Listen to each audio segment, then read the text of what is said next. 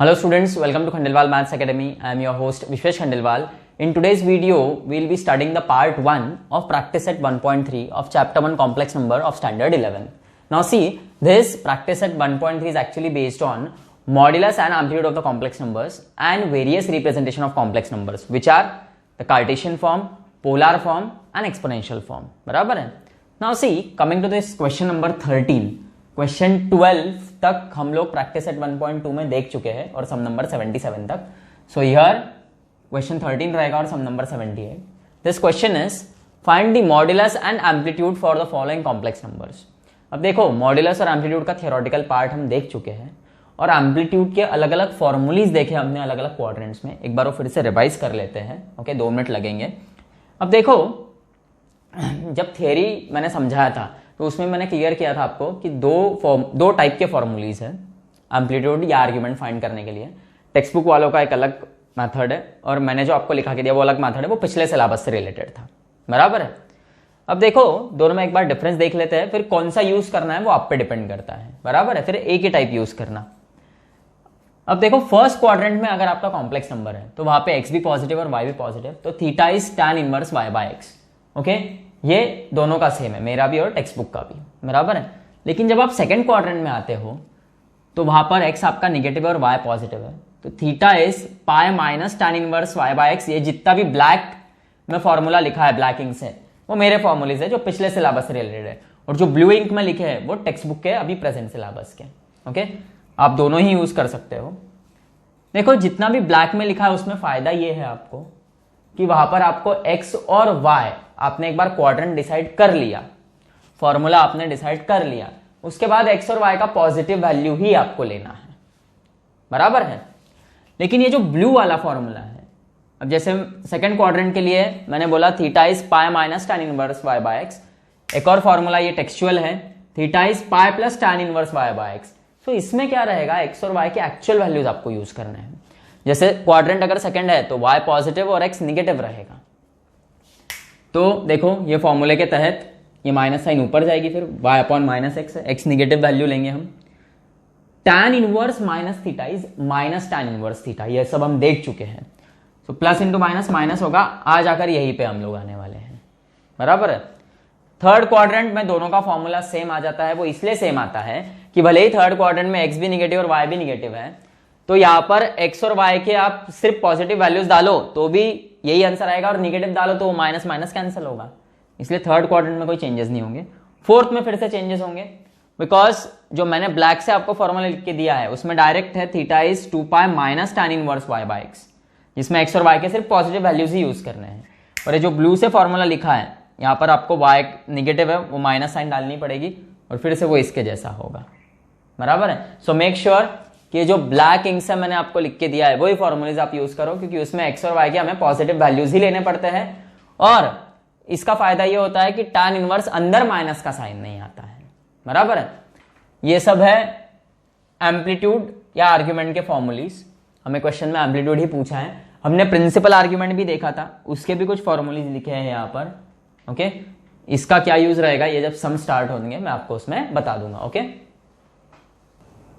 now coming to this sum number 78, let z is equal to 7 minus 5i. So here x is 7 and y is minus 5. Therefore modulus of z क्या आता है, ये under root of x square plus y square आएगा,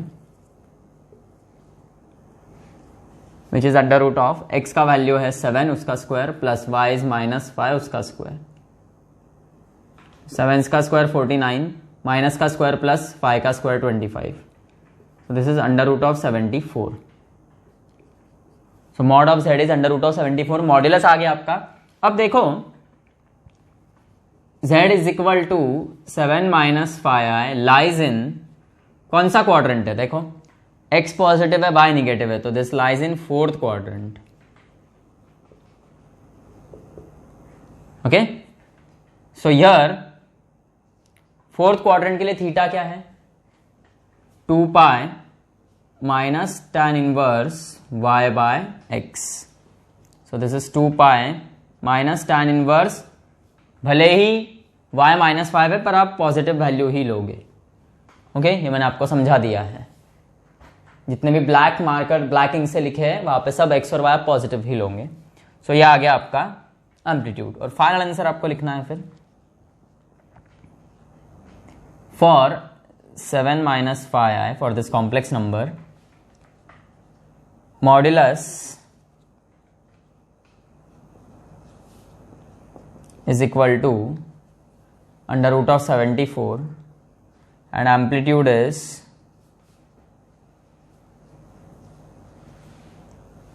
2 pi minus tan inverse 5/7। अब अगर यदि आपको यहाँ पर प्रिंसिपल आर्ग्यूमेंट पूछा होता था तो फोर्थ क्वाड्रेंट के लिए आपका एम्पलीट्यूड आता था सिर्फ माइनस टैन इनवर्स y/x यानी minus tan inverse 5/7। Okay, so principal argument अगर पूछा होता तो हम ये आंसर लिखते थे। यदि अभी यहाँ पे एम्पलीट्यूड पूछा है फिर भी अगर आपने सिर्फ आपका ये आंसर लिखा माइनस टैन इनवर्स 5/7 तो भी चलेगा, कोई प्रॉब्लम नहीं है।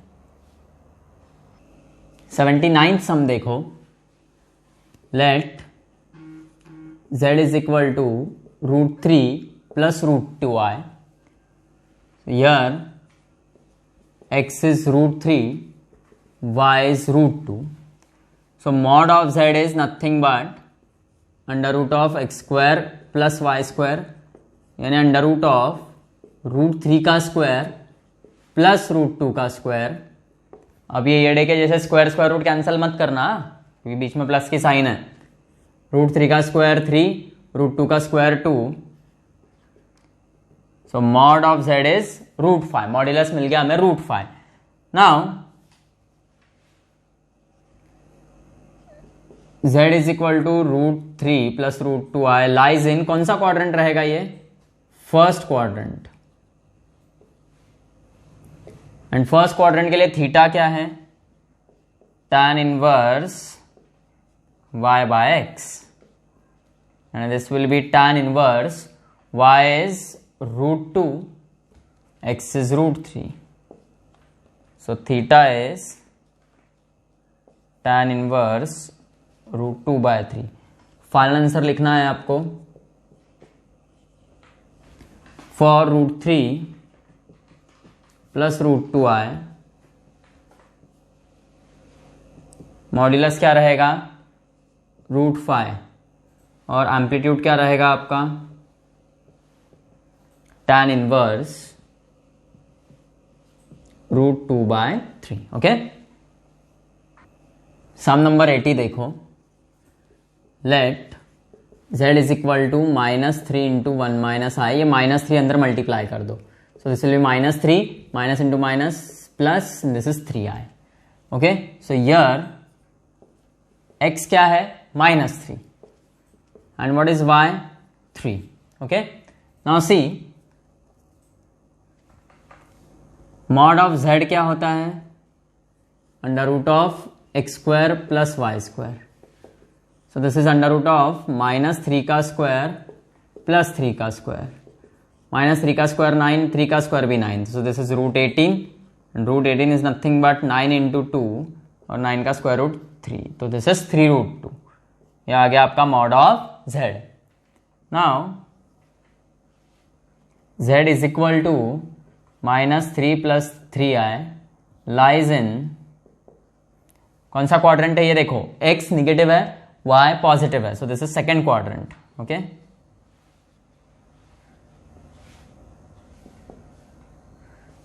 सेकेंड क्वाड्रेंट में फॉर्मूला क्या है? मैंने आपको क्या बोला है? जो ब्लैक में लिखा के दिया वो यूज करो।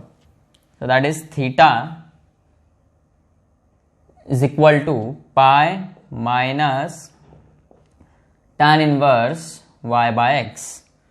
So this is pi minus tan inverse और पॉजिटिव वैल्यूज ही यूज करना है। y3 है, x भले ही -3 है पर पॉजिटिव ही यूज करो, बराबर है।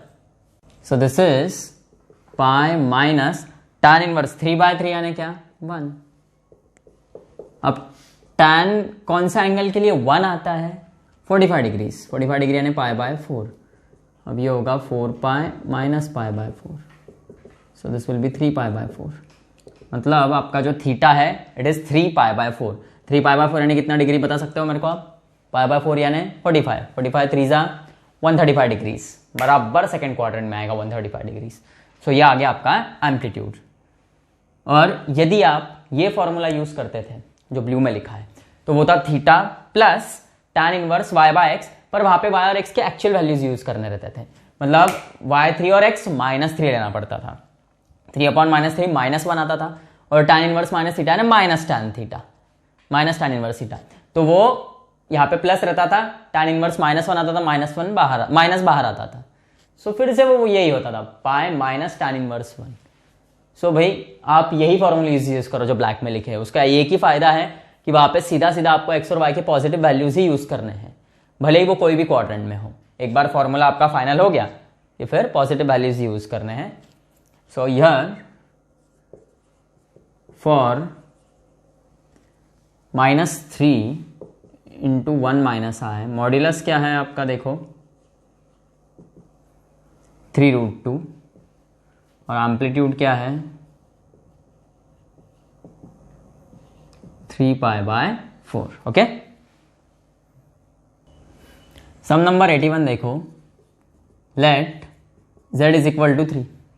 अब यहां पर ये 3 यानी एक्चुअली क्या है 3 + 0 है। सो here x is 3 y is 0, बराबर है।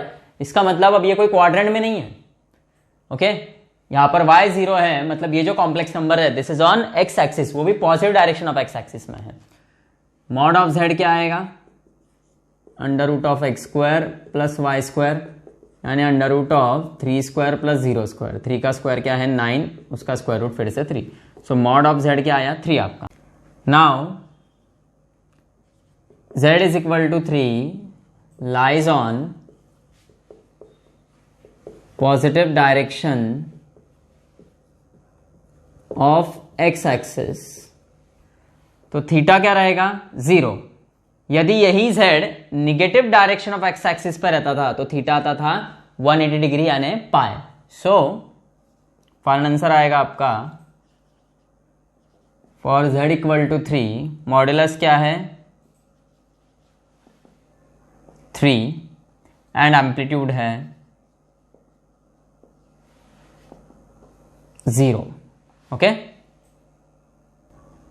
सम नंबर 82 देखो, let z is equal to 1 + 2i का square into 1 minus i, this is a + b whole bracket square, a² + 2 into a into b plus b² into 1 minus i। 1 का square 1, ये 2 2 ये 4i, 2 का square 4 और i का i²। अब देखो ये हो जाएगा 1 + 4i, this is 4, i² is -1, so -4। So this will B 1 - 4 is -3 + 4i into 1 minus i। अब इसको भी मल्टीप्लाई करना पड़ेगा, -3 into 1 -3, -3 into -i is +3i, this is +4i into 1 4i, plus into minus minus 4i into i square, so this is -3 plus 7i minus 4 i square is -1, so this is -3 plus 7i plus 4, so this is 1 plus 7i, so ये है आपका z 1 plus 7i। here x is 1 and y is 7, therefore mod of z क्या रहता है √(x² plus y² and √(1² plus 7²,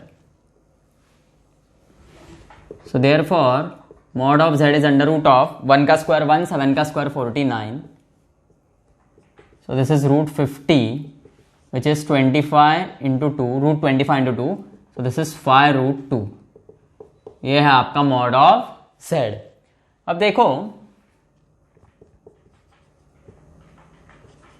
z is equal to 1 plus 7i lies in first quadrant, therefore theta is tan inverse y by x, so this will be tan inverse 7 by 1, सो आपका theta क्या आया finally, tan inverse 7. So final answer for 1 + 7i लिखो या फिर for 1 + 2i² × 1 - i लिखो. Modulus जो है आपका वो है 5√2 और एम्पलीट्यूड जो आया है वो है tan inverse 7. Okay. 83rd sum देखो. Let z = -4i. Therefore z = 0 - 4i. So here x is 0, y is -4. Mod of z क्या आता है, √x² + y², यानी √0² + -4 का स्क्वायर. तो दिस इज 0 माइनस का स्क्वायर प्लस 4 का स्क्वायर 16 एंड 16 का square root 4. So mod of z is 4. अब देखो यार z is equal to -4i lies on, ये कोई क्वाड्रेंट में नहीं है. Okay, this lies on negative direction of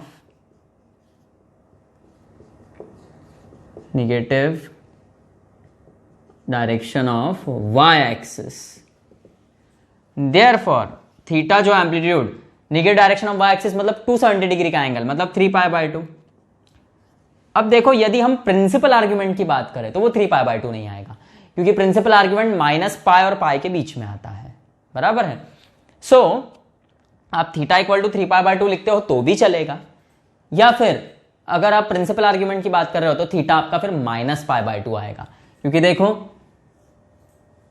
suppose वो पॉइंट ये है z, okay, negative y axis पर है, तो यहां से पूरा घूम के ऐसा आओगे तो मतलब ये एंटी क्लॉकवाइज डायरेक्शन में आप जाते हो तो 3π/2 आएगा, और यदि आपको प्रिंसिपल आर्ग्यूमेंट चाहिए तो आपको फिर क्लॉकवाइज डायरेक्शन में जाना होगा, ये -π/2 आएगा फिर. सो दोनों आंसर्स चलेंगे, 3π/2 भी चलेगा और -π/2 भी चलेगा. सो फाइनल आंसर ये आएगा for z is equal to -4i modulus is 4 and amplitude is equal to 3π/2 until unless principal argument बोला. देखो आर्ग्यूमेंट जब बोला रहा तो आप 3π/2 भी लिख सकते हो और प्रिंसिपल आर्ग्यूमेंट भी लिख सकते हो -π/2, लेकिन यदि सिर्फ प्रिंसिपल आर्ग्यूमेंट पूछा रहा तो फिर 3π/2 नहीं चलेगा, वहां पे -π/2 ही लिखना होगा. यही अगर z -4i के जगह सिर्फ 4i होता था, सो दिस z जो 4i रहता था it would have lied on positive direction of y axis, और वहां पर आपका जो एम्पलीट्यूड है वो आता था 90 डिग्री यानी π/2. ओके. 84th सम देखो. Let z is equal to -8 + 15i. Here x is -8, y is 15. Mod of z जो है दैट इज √x² + y², यानी √-8 का स्क्वायर प्लस 15 का स्क्वायर. अब देखो -8 का स्क्वायर 64, 15 का square 225. Now 225 + 64 is nothing but 289, जिसका स्क्वायर रूट आएगा 17. तो आपका मॉड ऑफ z जो है वो तो 17 आ गया. Now z is equal to -8 + 15i lies in x negative y positive, तो this lies in second quadrant. और सेकेंड क्वाड्रेंट में theta is pi -tan inverse y/x. Okay, और आप ये ऊपर वाला फॉर्मूला लिख रहे हो तो x और y के पॉजिटिव वैल्यूज ही लेने हैं आपको. सो this is pi -tan inverse y 15 और x भले -8 है, आप ये 8 लोगे, ऊपर वाला फॉर्मूला यूज कर रहे हो तो. सो फाइनल आंसर आपका आएगा for z is equal to -8 + 15i. Modulus जो है मॉड्यूलस है 17 और एम्पलीट्यूड जो है that is pi -tan inverse 15/8. Okay. अब देखो ये कुछ 5 क्वेश्चंस है होम असाइनमेंट के, ये आप सॉल्व करके रखो, आंसर्स भी सामने दिए। ओके, कुछ प्रॉब्लम आता है तो कमेंट सेक्शन में पूछ लेना। क्वेश्चन 14 देखो, represent the given set of complex numbers in Argand diagram. अब देखो ये 4 कॉम्प्लेक्स नंबर दिए हैं, z which is 1 plus I, z bar 1 minus I, minus z bar minus 1 plus I and minus z which is minus 1 minus I. अब ये जो 4 complex numbers है इन्हें हम कोई पॉइंट से डिनोट करेंगे। देखो, late a 1 1 b 1 minus 1 c minus 1 1 and d minus 1 minus 1 represents the complex numbers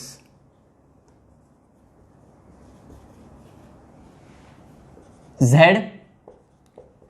bar minus z bar and minus z in the argand plane। अब देखो आपको ये अर्गैन डायग्राम बनाना है, x axis y axis. Obviously y axis आपका imaginary axis होगा और x axis जो है वो रियल एक्सिस रहेगा। नंबर्स प्लॉट किए हमने, अब ये पॉइंट्स प्लॉट करना है। a इज 1 1 तो ये आएगा a 1 1 which represents z is equal to 1 plus i. Okay, इतना सिंपल है। Then b 1 minus 1 so quadrant आएगा 4th which represents z bar given by 1 minus i. c जो है माइनस 1 1 आपका सेकेंड क्वाड्रेंट आएगा। c जो है आपका okay this is minus 1 1 which represents minus z bar given by minus 1 plus I. देखो ये पॉइंट्स को और मैं डार्क कर देता हूं। And last is d minus 1 third quadrant में आएगा विच represents minus z given by minus 1 minus I. So this is how you represent complex numbers in Argand plane. Okay. ये कुछ 2 सम्स है होम असाइनमेंट के। Okay, to represent the given set of complex numbers in Argand diagram. ये आप solve करो, कोई दिक्कत आती है तो पूछ लेना। ओके।